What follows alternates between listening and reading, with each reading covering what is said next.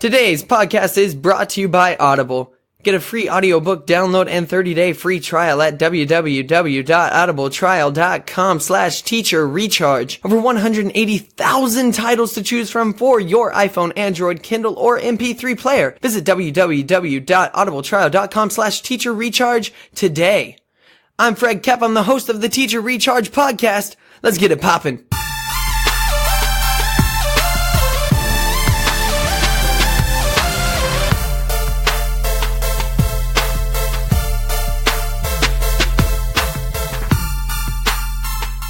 Howdy, partners. Happy Monday to you. My name is Fred Koepp. I'm the host of the Teacher Recharge podcast. This is week 2 of the podcast. Thank you so much for making week 1 such a success. I appreciate you. It's a pretty easy podcast to support, especially when we have guests like we have this week. This week's guest is Ronanda Liberty, and she's been an educator for the past 15 years. The last 5 of those were spent as a principal in middle and high school, and prior to that, she was mainly in middle school science. She's a national trainer specializing in skills and strategies to impact learning with sound classroom management and student engagement and motivation through differentiation. Ronanda and her family, 2 teenagers and her husband, reside in a rural town in eastern Washington where they have a hobby farm and enjoy the open space. I will tell you, this is the first time I have ever interviewed someone that is completely across the U.S. from me. And I did forget to press a button that would put my sound through this really nice mic in front of me. With that said, it's still pretty good sound quality, and the content 100% makes up for it. You are going to enjoy this interview so much. It was a pleasure. I hope it makes your Monday. It definitely made my day. And you know what? Enjoy. I just want you to get to it. Ronanda is with us well, I guess not really in the studio. She is in Washington. I'm in my studio here in my apartment. And we were having a wonderful conversation, and then my computer, it is so hot, my computer got sweaty and died.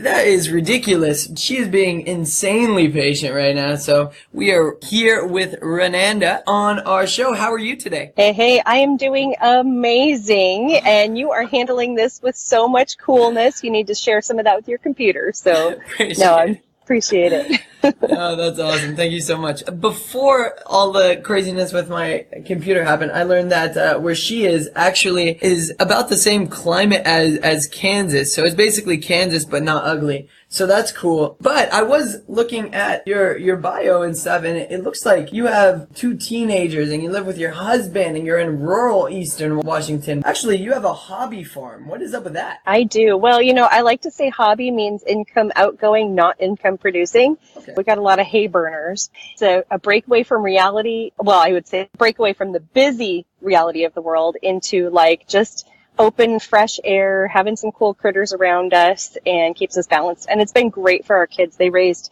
sheep for 4-H, so we kind of lived in that agricultural world a little bit and exposed them to that, which was fun. That is awesome. What's your favorite animal that you have on the farm? Oh dear, I have to say the goats. We raise kinder goats, and they're sweet and adorable, and the babies, as you see all over YouTube videos, baby goats are the best. They definitely are. Actually, my wife is a zookeeper, and she works with goats as well. They're absolutely amazing. That would be fantastic. And especially for your kids. That's so fantastic. That's awesome. Yeah. Cool. Well, let's get right into it then. It is a show to start Teachers Week off correctly, to really just charge them up for the week ahead. So with that said, what are some things that you do to charge your week up quickly? Is there any rituals? What do you think about that kind of stuff? What are you doing? I do. I think that's, some people are really awesome at starting off with a very specific routine and ritual. I'm still on the journey to find what works for me, but I keep trying stuff. And the bottom line of what works best for me right now is to make sure that there's some gratitude. What am I grateful for, and who am I grateful for? So that I'm focused on how can I make a difference today, because my world is great when I look at it from that perspective, and how can I spread that? So whoever's on my mind that day, I try and make sure that I'm reaching out to them throughout that day. I like that. Everything else is just goals. I'd love to get up earlier. I'd love to have a regular exercise routine. all that, and the right fit will come at the right time, I'm supposing. You and me both with that. Yeah. But no, that's awesome though. I think last week on the podcast, we had a teacher, his name's Joseph, and he's a third grade teacher, and he was talking about how he kind of does things with his students where like every week he will have them write a journal. And it's kind of the same kind of thing. Like, it kind of keeps him updated with their lives and stuff, but he also asks for them to say things that they're happy for and that they're positive about. So even with the kids, he's kind of pushing that through. So I think it's something that a lot of us don't do, is we don't wake up and think, man, I'm happy to be alive today. You know, like, I'm happy to be in the position I'm in. I'm grateful to actually have this job or have the opportunity to serve students. You know, and there's something to say, too, for you want to make sure that you're squeezing out negative things. And so when you're filling your mind and your heart with positivity, whether making sure whatever you've got coming in, whether that's podcasts or books or TV or even your social media, filter it so that it's the positive, because you want to start out with that strength within you, because, you know, any of that negativity that sneaks in there, it really can create a big crevice.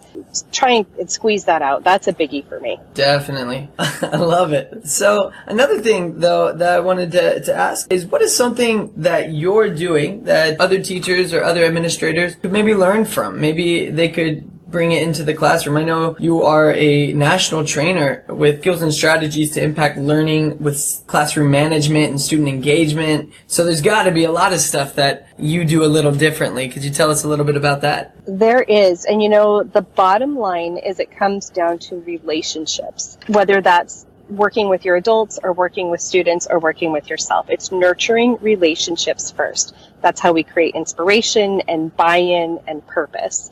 And so in everything we do, it has to be genuine. And I think as educators, we all naturally believe that way, but to actually make it a practice of putting other people first and appreciating them and making sure that you have an unconditional love and care and concern for them, that opens the doors to that learning or the structure or whatever we're doing.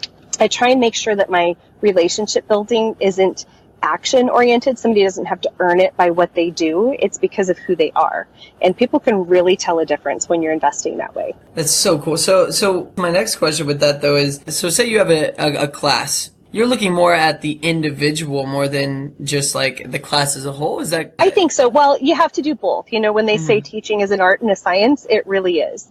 It's all of your individual pieces moving the same direction for learning in your classroom. So you're doing it individual, all those components. We have these amazing skills as educators to move 30 people that maybe aren't all interested at the same time or in that same headspace into some deeper discussions and some learning together. So you're about to go back to a senior high school as a principal, right? Correct? Yes. So with that said, lots and lots of teachers. I'm hearing it so much because, like, obviously I have my own speaking business where I go and I speak to high school students in particular, and I coach high school soccer here in Wichita, and I get it from a lot of teachers, like, man, how do you motivate? How do you engage these kids, especially when they have, you know, their phones and they're like, bing, bing, boing, boing. Like, how do you keep them engaged with stuff like math? Like, what would be your first step to engaging a high school student in this day and age? And has it changed? Well, you got to make it relevant. You got to have some kind of a connection for them, because let's face it, these kids are exposed to things that we don't even realize they're exposed to. So, you know, in the olden days, it used to be we kind of funneled information into them and, you know, we guided that curriculum. But they come to the table with so much more exposure and all these different windows into the world. So how do we compete with that? I'm going to bring it right back to relationships. When you have a relationship with them, you can get them to pretty much do anything and to buy in, but you have to really care about their learning. So you want to make sure that it's not only relevant and engaging content, but you've got to engage them in learning avenues that get them moving, that make them think, that challenge their status quo, and it has to be safe. You know, all those components together, and they'll dig in. Learning actually feels good, and when you can bring them into that space, they really enjoy it too. There's nothing more invigorating than a really good conversation or really good aha moments. It's kind of interesting, something that you said earlier.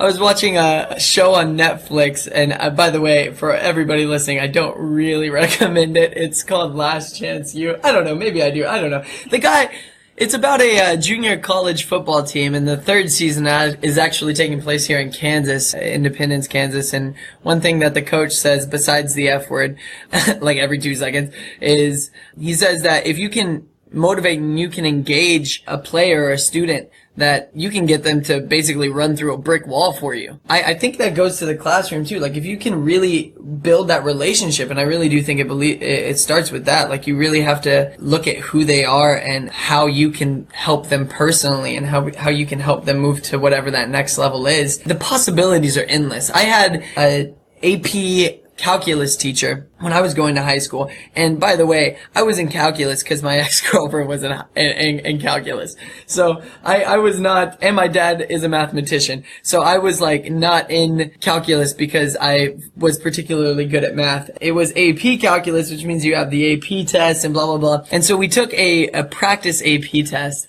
and I missed the passing grade by 1 point. And I remember her bringing me up and telling me, she said, Fred, do you actually believe that you're smart enough to do this? Like to actually, like when the real thing comes, do you actually believe that you're smart enough to pass this test? And this is before I knew what grade I got. And I was like, honestly, I don't know. Like I haven't been doing too well. Like I'm not really engaged. I don't really enjoy math all that much. So it's kind of just been a big chore. And she was like, Fred, you missed it by 1 point.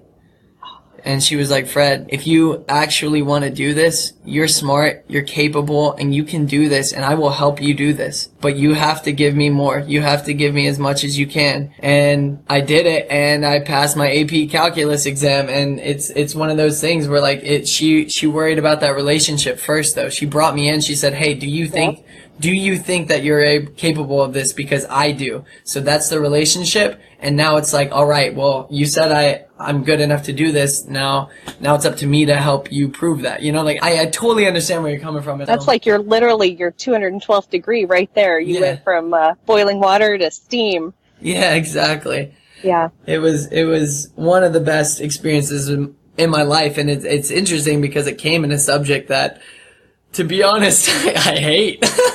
I'm not a big fan of calculus, but I got through it, and then it made college calculus unbelievably easy. Like I went to college calculus, and it's about half of what business calc is about half of what AP calculus was. So it was not the hardest thing because my teacher, she was on me. She was really hard. It was frustrating, but it made me pretty good at math. So gotta give it a shout out to Miss Barth. So one last thing before we go to a break. What is something that you have failed at, and what was your solution to that failure? You know, I really was thinking about this recently, and it's those little things that tend to get me more than the big things. Mm-hmm. And I remember one time, I don't even remember what I said, but I had unintentionally hurt a student's feelings. Mm-hmm. And it was either, you know, this is where sarcasm plays a role too. I may have been being sarcastic and not realizing the impact that can have, or whatever it was. And I really hurt somebody. When I found that out, it hurt me at least twice as much as it hurt them.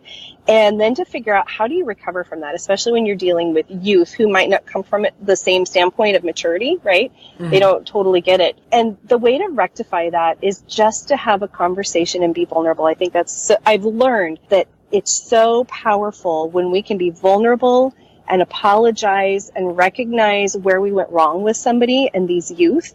And we're showing them through that moment how to repair that, putting it back in their court to ask them, you know, to accept the apology and for that forgiveness so that we can go on. Because if you don't repair that, I think the stakes are higher in that kind of a damaged situation than in a mistake we can make in our own personal life. Because how is that going to influence their learning? That has stuck with me. That was probably 10 years ago that happened. And I still think about that. And I try and be so conscientious now. Yeah. And that's so interesting too, because I know so many teachers that if they make a mistake like that, they'll almost throw more fuel on the fire because of their ego. It's like, oh, well, I'm a teacher, I can't be wrong. And it's like, first off, your students don't really respect that. Like, they see you as a human too. Like, I mean, some of your students may look at you and say like, oh, that person's probably can run through walls, but just to be vulnerable with them, they're going to be vulnerable with you then. And that builds that relationship that we were just talking about, you know? So That's such a good story, and that's why we asked the question. I love it. Real quick, we are going to take a really short break, thank a sponsor, and we'll be right back.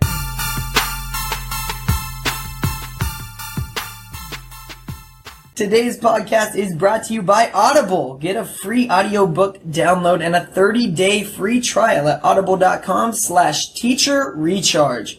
Over 180,000 titles to choose from for your iPhone, Android, Kindle, or MP3 player.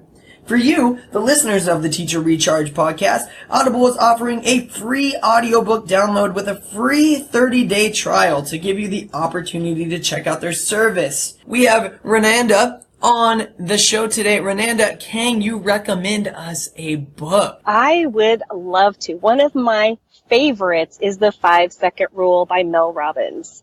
This book has been so useful to me, one, to get myself off my keister sometimes, just the way that it reaches into me personally, because personal development is so critical. But I can tell you even countless opportunities that I've had to give this tool to students. Kids who come in all flamed up about something or really having trouble in a certain situation, and the wisdom and the experience that Mel Robbins brings to the table in this book is a simple and effective tool. So everybody needs to listen to this book. And I say listen because I listen to it on Audible too, and to hear Mel tell the story herself is, it's a great experience. So that's one of my top recommends. That's great. I love it. So The 5-Second Rule by Mel Robbins, you can get that and tons of other audiobooks on audible.com. To download your free audiobook today, go to audibletrial.com/teacherrecharge. Once again, that's audibletrial.com/teacherrecharge for your free audiobook. Thank you. And we're back with Ronanda. And this is what I do every time we come back from a little break. Here in the middle of the show, we go to story time. It's story time. So, Ronanda, can you give us your best story from either life or teaching or whatever? What is your best story? What you got? I would love to. So this is in the book that's in my head called You Can't Make This Beep Up, Things That They Don't Teach You About Being a Principal. I go from being a teacher into my first principal job, and it's in a middle school, and it's our first day of school, and kids are showing up, and I'm on my game and prepared for anything that could come my way. So I think. And I get a little person coming up to me going, Mrs. Liberty, so-and-so has a chipmunk. Oh, okay. So, you start rolling through your head, oh, they brought a chipmunk. What's the deal on this? Find out a little bit more about it. This girl tells me the story about how it's her pet chipmunk and it was sick, so she brought it to school so her cat wouldn't hurt it, and on and on. And I'm rolling through my head, okay, because as a principal, you got to think 5 steps ahead. How is this going to blow up on me, and how can I prevent that? So I'm like, all right, first thinking rabies, got to get out of the classroom. Where am I going to put this chipmunk? What if it really is a pet? I can't just go let it free. I'm going to have the parent come down on me for letting her little chipmunk free. Oh my gosh. So I get this chipmunk, and thank goodness I have a hobby farm. Like, I'm not afraid of animals and claws and messes and everything that they make. And I put it in this little box in my office. And so I've got this chipmunk escaping from this box, running across my desk while I'm in there trying to meet with parents and, have this first day of school, and it's crazy. So then I'm checking on this chipmunk as I'm rolling through, how do I get a hold of this parent? I don't even know who this kid is. I look in and the chipmunk's not doing so hot. But I'm like, oh my gosh, this chipmunk's going to die on the first day of school on my desk. So I'm like, crap, I got to go talk to this kid. So I go and I pull her out of class, and I start explaining to her that her chipmunk's not doing well. Would she like to come and see it? I prepare her teacher like she might come back upset. I talk a little bit from the science teacher, and me can't help it, like rigor mortis, so it might look like it's alive, but it's not really alive. Would you like to come and say goodbye to it? And we get in there, and she's like, oh, that's too bad. So, oh my God. Her heart wasn't broken or anything. So I have all this stress in my head, trying to, like I said, 5 steps ahead, trying to make sure nothing blows up on me. Send her back to class, and so I have to dispose of this chipmunk. But there's no way in a million years you could ever be prepared for handling that, especially on the first day of school, your first principal job ever.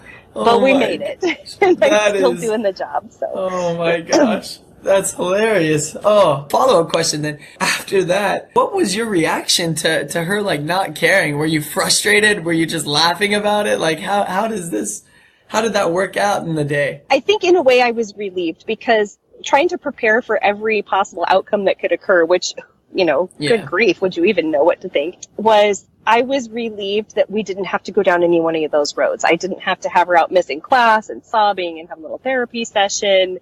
It just kind of went away. So then we could move on with our day. It turns into a funny story instead of some big thing. Yeah. So I was pretty grateful for that. Well, rest in peace to, let's call him Chippy the Chipmunk. Oh, there you man. go. That is an amazing story. I love this. Oh, I'm so happy.